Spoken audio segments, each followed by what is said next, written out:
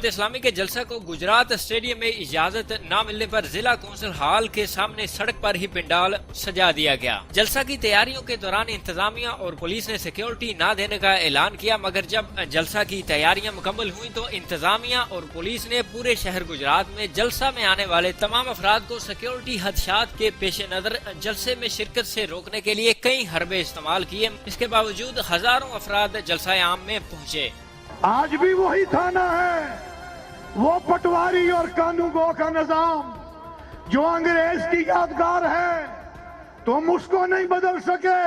Senator अमीर जमात इस्लामी सिराजुल हक के पहुंचने पर उनके चाहने वालों ने फूलों की पत्तियां निशावर करके शानदार इस्तकबाल किया। मेरी जान जमात है, मर्द मोमिन मर्द है, मर्द मोमिन मर्द है। कायद सालार हमारा, सिराजुल हक हमारा, कायद सालार हमारा, सिराजुल हक हमारा, लीडर बेबाक प्यारा, सिराजुल हक हमारा, कायद सालार हमारा।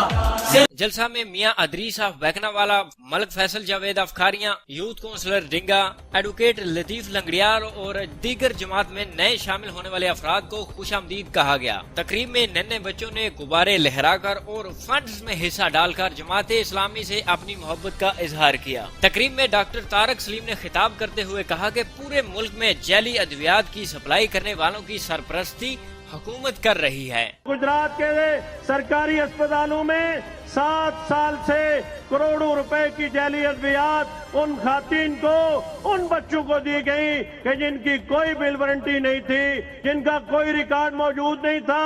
वो जैली अद्वियात पिछली हुकूमत के दौर में वही लोग सप्लाई करते थे।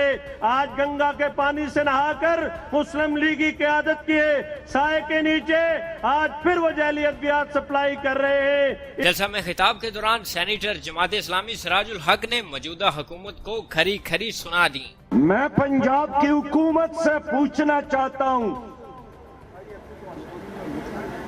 कि मुसलमानों के कातिल आजम,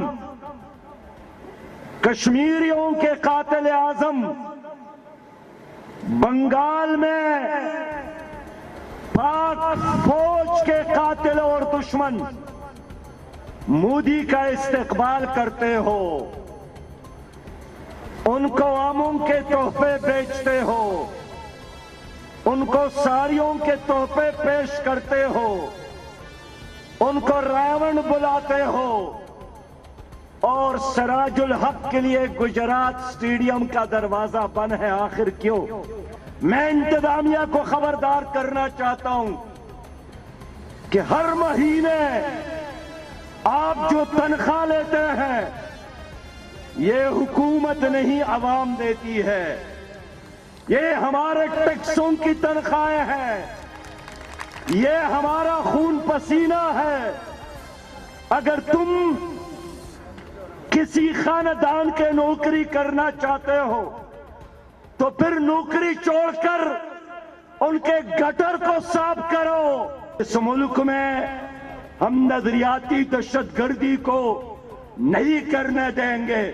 इस मुल्क के इंतजामिया ने कानून मेरिट उसूलों के बजाय एक बादशाह की दर पर झुकने का गुर सीखा है, तो हमने भी ऐसे लोगों के गिरबानों में हाथ डालने का गुर सीखा है।